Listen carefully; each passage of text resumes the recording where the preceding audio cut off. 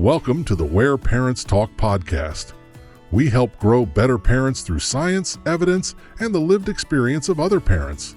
Learn how to better navigate the mental and physical health of your tween, teen, or young adult through proven, expert advice. Here's your host, Lianne Castelino. Do we value seniors enough? What can grandparents and the elderly provide that younger generations cannot live without?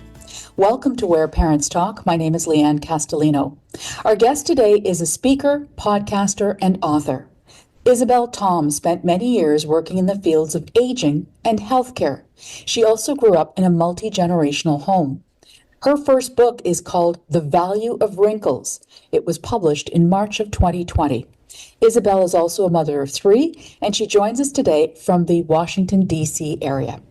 Welcome, and thank you so much for being here. Hi, Lianne. Thanks for having me. I'm glad to be here.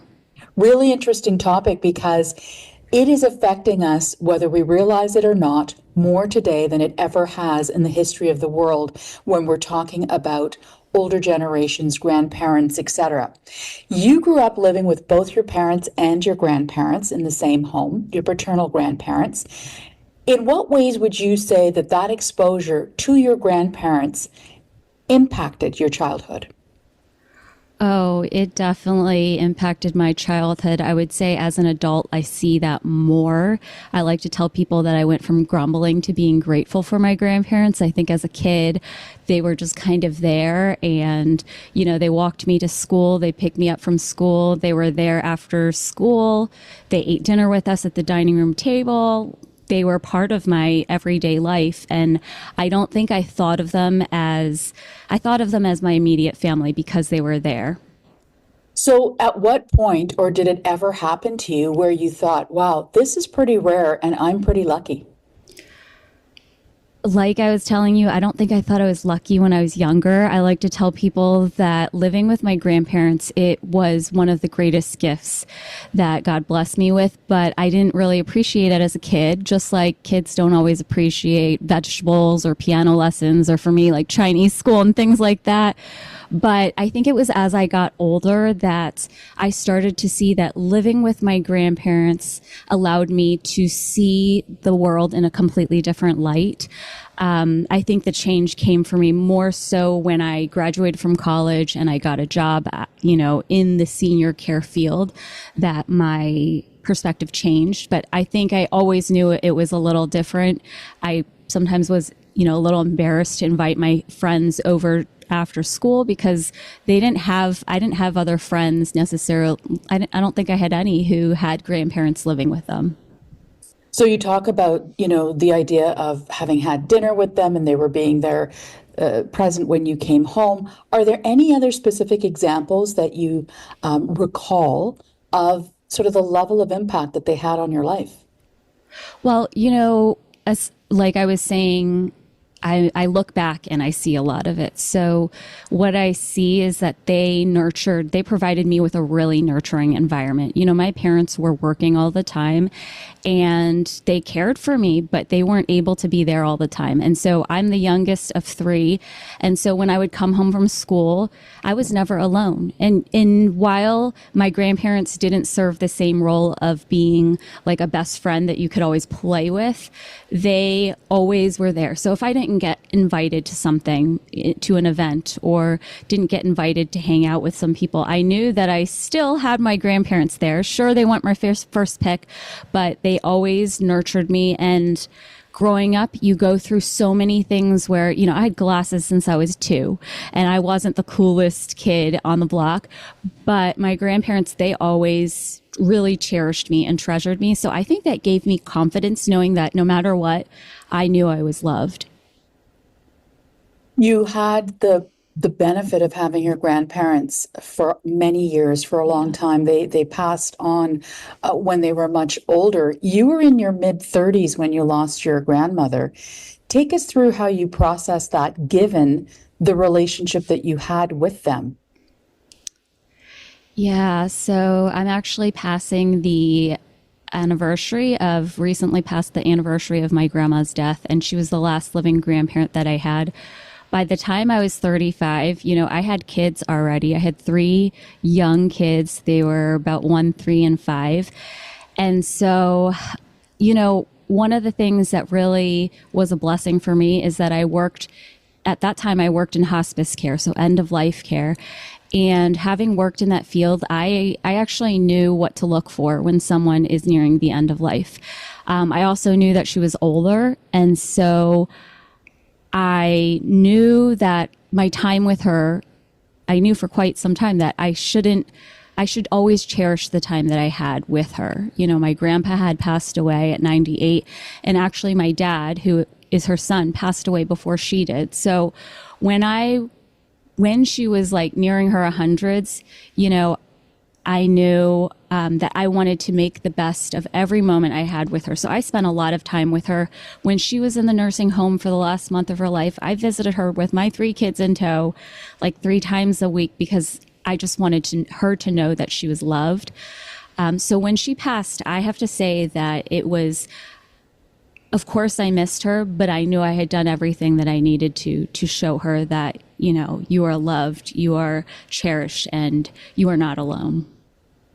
Building on that point, Isabel, how would you sort of characterize how seniors, grandparents, the elderly are generally viewed in Western society?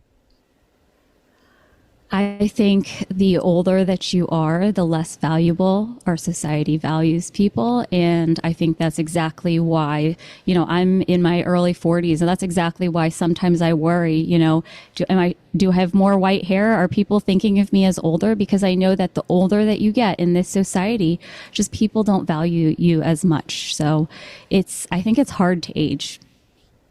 So then what are you suggesting that parents do to address this in their own families with respect to how their parents view grandparents? Yeah, first, I think often as parents, we don't realize the impact that our older loved ones can have on our children. And so I think it's really important first to look at ourselves and say, do I really value them? I always kind of remind parents that at least in the US, I believe in Canada is about the same. The average age, that life expectancy for someone is around 78. So that's kind of like a reminder to us to take this time that we have with our older loved ones. I know we're busy as parents, but to remember, okay, this might be the last holiday that I have with them. This might be the last birthday that they're here. And you look at life completely differently. Can you remind me? I think we were talking about, I can't remember that question you asked me. No, I was basically asking, what do you think needs to change, or what can we be doing better as parents to ensure that our children's exposure to their grandparents is optimal? Oh, yeah, absolutely. So I think as parents, we can be the connectors to help our kids to see their grandparents as people. So I always say they're people, they're not projects. And I think as we care for our older loved ones, sometimes it can start to become like a project.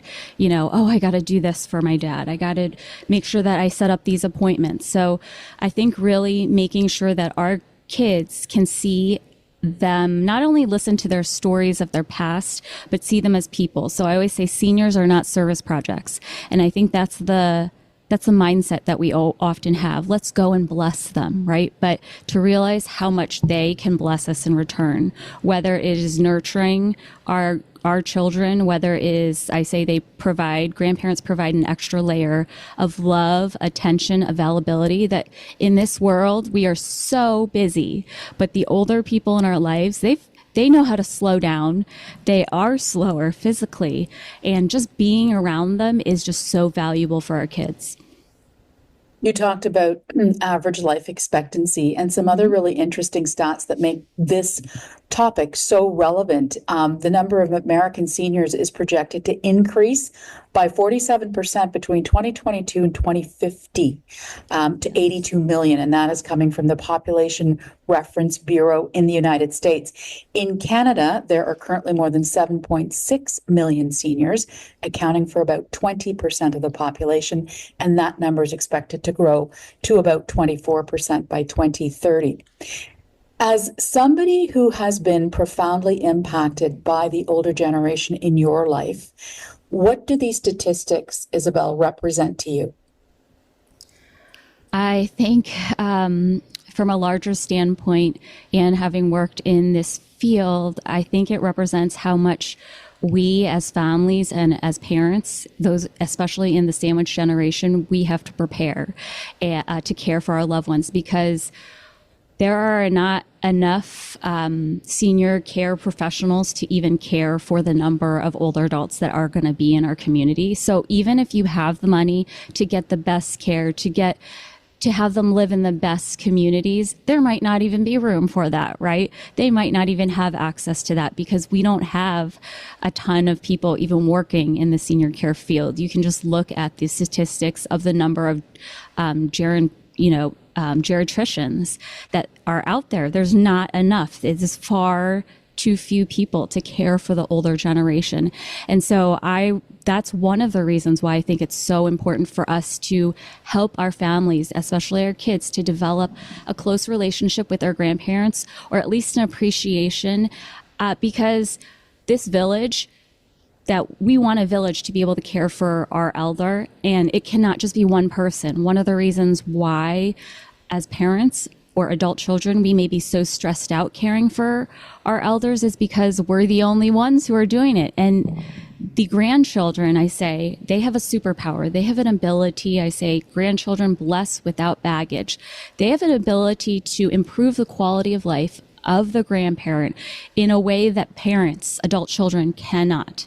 I mean, I helped my grandfather. He would not sign his power of attorney form because he was afraid of death. And it was me, as, I say, his favorite grandchild, but I was the one who talked to him and said, this is going to really be helpful for you. And at 98 years old, after he had a stroke, he signed it. But my dad did not feel like he had the place to speak with his dad about this, because it was something that my grandpa was very resistant about. So I think grandchildren, if we can utilize their superpower, then they can be a part of that village, a really, really vital part of it. When you talk about, what is coming down the pipeline in terms of the statistics that we just talked about, how much of your exposure and your upbringing in that multi-generational environment inspired you to go into the field of healthcare and of aging as you did? Well, when I graduated from college, I studied business. And so I really didn't think that I was going to go this direction. But my mom said I needed a job. And the first job that I got was at a retirement community. I do know that spending time with my grandparents, having a relationship with them, it made me feel more comfortable around older adults. But I don't think I realized the extent of what was going to happen. But I do know that a lot of people who work in this field who are younger, often they've had a relationship with their grandparent that was very special. What inspired you to sit down then and write The Value of Wrinkles? So because I worked in senior care straight out of college, there were so many times where I had my peers in my 20s ask me or say something like, "Oh, that's so sad, that you work with the elderly." And there were so many things that I wanted to say to them and say, "No, this is actually one of the most fun jobs that I've had," or I've been so encouraged by being around all these older adults. So it was really because I wanted to help others, particularly those who are in their 20s or 30s, to see a different perspective and to see that this is actually, spending time with the older generation is actually so life-giving, and it helps you to spend your younger life to live it better.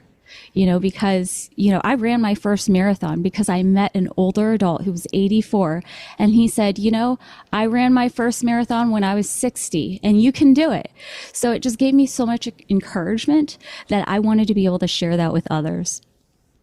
So along those lines then, if we're, looking to unpack this a bit more for parents who maybe still aren't convinced about the importance and the effort that it may take to maintain that relationship and build it with their parents for their children, how can engaging with grandparents and the elderly positively impact kids when we're talking about emotional and social development? All right, there is so much I could talk on and on about this, but I would say first, if you're trying to teach your child social skills and you want them to learn social skills, I really believe that having them interact with the older generation is one of the most gracious environments to learn social skills. A child can see an older person and say, "What happened to your hair? That's a funny haircut." And the older person is probably going to laugh, and they're not going to think twice about it. Whereas in another environment, they probably just broke that relationship completely, right? And especially if it's with a grandparent, I believe that grandparents they just have a soft spot for their grandchildren. So I think the other thing is when we help our kids to be able to relate with their grandparents, and it's not something that happens overnight. It is not always easy. It's not like they always want to do it, but we're teaching our kids to relate to someone who is different than them, very different than them. And I think when we talk about diversity, that's what we want our children to learn, to be able to relate to people who are different than them. They're going to have to do that when they get older and develop more relationships, whether it's in the workplace. Oh boy, you've got to meet people of all different kinds, and you have to be able to, the best employees are the ones who can work with others. So I really believe that this is by helping them connect with their older loved ones. This is a really powerful way to help them to understand, appreciate, and connect with people who are different them. And that is just one point. I could go on, but I'll just leave it at that. I think that's that's helpful. Yes, it is. And you bring up another point that comes to mind, which is that in that relationship, we're talking about multi-generations, right? We're talking about the child's parents, and now the child's grandparents. And sometimes those generational differences can be stark. So any thought on what a parent's role in that dynamic could be or should be? Oh, absolutely. I think as the parent, we are the playmakers. So if there's going to be a relationship, we often have to be the ones to kind of translate, because the older and younger generation, they speak different languages. Sometimes literally they do. My grandparents, they spoke Chinese, and I grew up in the US. So but I think as parents, just a practical tip is, a lot of times we have them with the older person, with their grandparent, and we don't really guide them through this relationship, right? Just like you would tell a child when they're meeting a new friend at the playground, you might say hello, my name is this. What class are you in? What do you like to do? I think that when it comes to the older person, when we guide our children and also help them understand certain things, explain things to them, talk to them, answer their questions. Kids have a lot of questions. And when they see, let's say, their grandparent, maybe their grandparent needs an oxygen tube or has a walker, or maybe they're limping a little bit, the child may think that's really weird. And they may just be a little hesitant to even interact or connect. But when we can use it as a learning experience and say, listen, do you know why Grandpa has this tube? It actually helps him to breathe. And, it connects to this machine, and you're almost making it like a scientific learning. It helps them to feel more comfortable. Otherwise, if you don't explain things, what happens is a child is going to come up with their own explanation. A child who sees their grandparent who has Alzheimer's may come up with the explanation that my grandma's just crazy. And they're not going to connect with them at all. They're just going to be fearful because they don't know anything about it. But if you can start breaking it down and say, this is our brain. This is a picture of a brain. And this is what happens when someone has when somebody has Alzheimer's, then you help them to feel more comfortable and almost empowered. So I think that is one of the first steps that we have to do. We have to talk to them about it. Those are great tips. With respect to meaningful activities that kids and grandparents can do together, any suggestions around that? Yeah, well, I think anything that they are doing together is always going to be helpful. But sometimes if you find that there's a gap, again, I come back to the idea of guiding guiding our kids. So the one thing to remember is that some parents are more uncomfortable with the older generation than their children are. And so that really affects the child. I developed something called the Grandkid Investigator Kit. And really the reason I developed it is because I wanted my own kids to develop a close bond with their grandmother and my mother-in-law, so their other grandmother. I knew that they cared about their grandparents, but I realized that sometimes they don't know how to connect. And sometimes the grandparent doesn't know how to connect. I also realized that sometimes the attention span of my kids does not match with what the older adult is hoping to do. Many grandparents, they want to share their story. Just had somebody tell me this the other day, that they went to an 80-year-old, their grandparents' 80th birthday celebration. And there was a video that was made that was an hour and a half long. And the kids were all saying, when is this going to end? So I wanted to be able to help kids.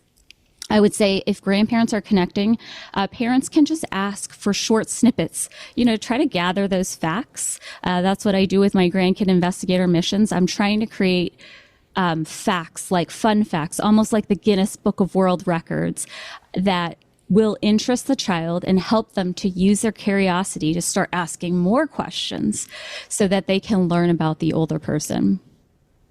It's so interesting because your book, The Value of Wrinkles, came out just in the same month and shortly before the pandemic began. And I bring that up because all of us, as we recall, ended up being confined to some degree and maybe isolated Yes. from our grandparents for an extended period of time in some cases. What did that, I guess, first of all, what was the objective of you writing this book? And do you believe you've achieved that objective?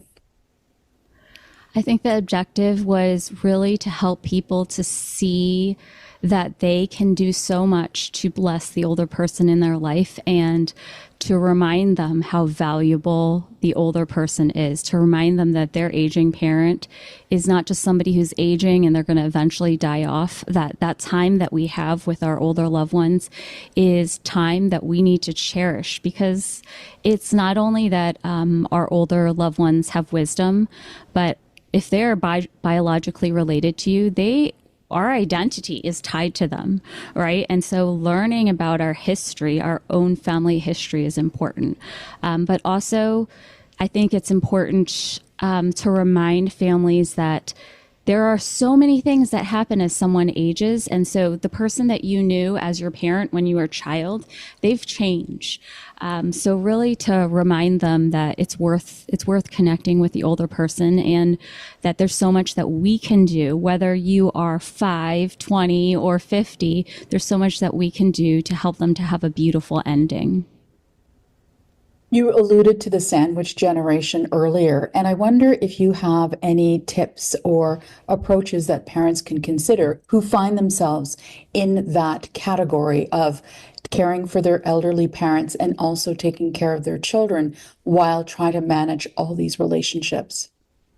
Yeah, I think it's too much to try and do everything. If you are in the sandwich generation, you realistically, if you just look at the way healthcare is set up, you realistically cannot do it on your own. And so it's important to build a village. And I think when we can teach our kids to honor their grandparents, we draw them in and we show them that they can take a part in being in that village. I mean, I always say when you ask them, you honor them. And I think starting off by asking grandparents questions, teaching our kids to relate to the grandparents, that improves their quality of life. And so when we can improve their quality of life, even their emotional well-being, that affects their physical well-being. And that leaves us with a lot, in the sandwich generation, a lot less burden, because it's not just the physical part of aging, caring for somebody who's physically aging that's hard. One of the hardest parts is watching them feel isolated, deal with depression because they don't feel valuable anymore. So I really believe that as we teach our kids to value their grandparents, we not only benefit our kids' well-being, we benefit our older loved ones' well-being, and that is a strategic way to use our time and our efforts. And I think it really, in the end, is the most efficient way to do self-care for ourselves, because you're just going to run yourself down if you try and separate that, I think. How about for families where grandparents have passed on and those kids have never, been able to have a relationship because the grandparent isn't there? How can parents in that dynamic help their kids foster respect and a healthy appreciation for the elderly when they don't have immediate examples? Yeah, I think we don't realize oftentimes that in our own neighborhoods, whether you go to the grocery store or you're coming out of the car or it's a snowy day and you see that one of your older neighbors, maybe they can't shovel maybe they're trying to shovel or they can't get their car out of the driveway. There are so many examples and technically small ways that we can raise awareness in our kids that there are older adults all around them that we can connect with. So I think a lot of times we think, to teach our kids how to appreciate things or appreciate life, they might think that they have to be able to drive, get a job, or graduate college to be able to do these things. I think it's really helping our kids see that in our own neighborhoods, they can be a powerful force to blessing the older generation and connecting with them. I think that's just the start. Isabel, how would you say that your exposure to your grandparents has impacted, if at all, how you parent? Oh, well, I think it helps me, growing up with my grandparents. I grew up in a fairly wealthy neighborhood, but my grandparents were born in 1912 and 1915. So while I grew up with a lot of peers who were well off and we were well provided for, my grandparents, the way they lived their life was like they were in a war, honestly. And so it helped me to appreciate the simple things of life. It helped me,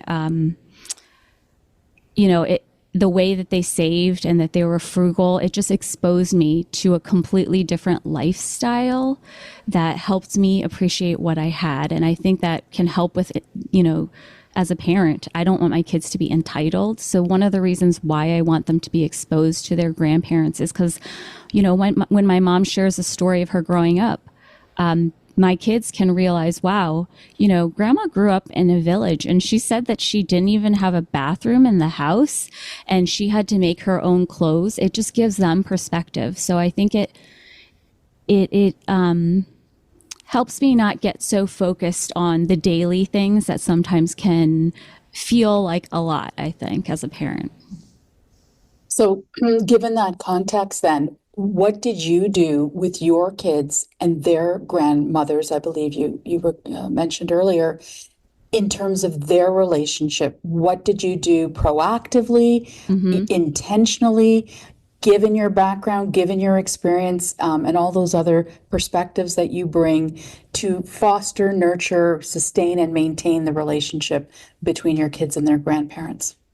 Yeah, I do a lot of prompting and guiding my kids. So, for example, when they see their grandmother, I will often say hello to grandma, or they say mama or papa in Chinese. So I really try to prompt them in the way that I want them to treat their grandmothers. They're not always cooperative, but it's about modeling it for them. So, creating the Grandkid Investigator Kit was just an example of that. That was actually created because I wanted my own kids to be able to connect with their grandparents. I wanted my mother-in-law and my mom to be able to share a part of themselves and not for them, my kids, to start viewing their grandmothers as, I say, about, I didn't want them to look at them as only birthday gifts and babysitting. I wanted them to see that their grandparents are more. So these missions, I had them asking questions. They were the initiators. And I reward them sometimes and I say, okay, if you get a piano lessons and you play 5 times this week for 30 minutes, then I'm going to have this reward for you, incentivizing them. I did the same thing with their with their grandmothers. And I said, if you finish all these missions, I'm going to give you 10 minutes of electronic time. And yes, their heart might not have been there in the beginning, but I wanted to provide that space where they could develop relationships. And in the end, what's been beautiful is they have pulled out things from their grandmother on both sides that they've learned about them. There was one morning I was about to call my mom, and my son said, "No, you can't call her. She's swimming right now." And that had to do with Operation Sunrise. I had him do a mission where he learned about what her morning routine was. So I've just seen them learn about them as people and develop stronger relationships with them. I think ultimately it's also about modeling that relationship. Sometimes they are not following along what I want them to do, what I want them to say. So I just make sure that I'm honoring both sides. And when I do that, I know in the long term, it's just laying an example for them so that they know how to honor their grandparents. And then when I get older, they know how to care and honor me. On that note, how would you go about encapsulating then what grandparents and the elderly can provide that younger generations cannot live without? How would you summarize that? I think they provide an extra layer of love, attention, availability, adoration for our younger generation that helps our kids to develop a greater resiliency in life. They are just that extra layer that we all need to know that we feel loved, and so that we can confidently go through our lives, try new things, and thrive even when hard things happen. Isabel, what would you like readers of The Value of Wrinkles to take away from your book? Just that the older adults in our communities, their relationships with them are really worth investing in. That's a wonderful, powerful message to end on. Isabel Tom, author of The Value of Wrinkles, podcaster and mom of 3. We really appreciate your perspective on this topic today. Thank you so much for your time. Thanks, Lianne. I had a great time talking with you. Thank you. To learn more about today's podcast guest and topic, as well as other parenting themes, visit whereparentstalk.com.